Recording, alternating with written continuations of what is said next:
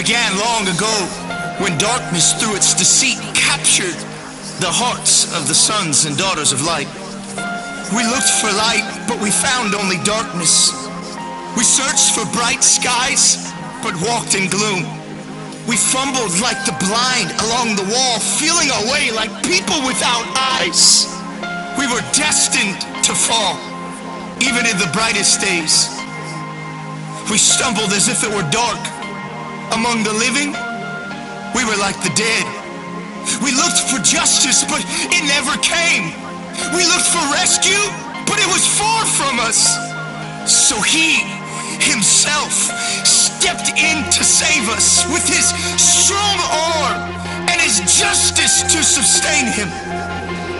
He put on righteousness his armor, salvation his helmet. He clothed himself with a robe of vengeance and wrapped himself in a cloak of divine passion. He slipped out of his royal garments, left eternity to enter time, divinity to wrap himself in humanity. The sea of glass for the ocean of separation. He left peace and for the first time felt pain, because the very hands that held the stars were now sentenced to wear my scars. It was love that purchased this traitor's heart. It's what the prophets spoke about when they envisioned light living in men once again. For this reason, I am legend, predestined for greatness, built for the final hour. I was born for this, with weapons in hand, armor in place. I now march to the beat of a different drum. I will break through battle lines that have been drawn by discouragement and despair.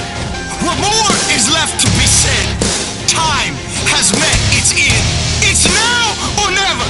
Collision with me, myself, and I. You see, my mission today is clear: to wake the dead.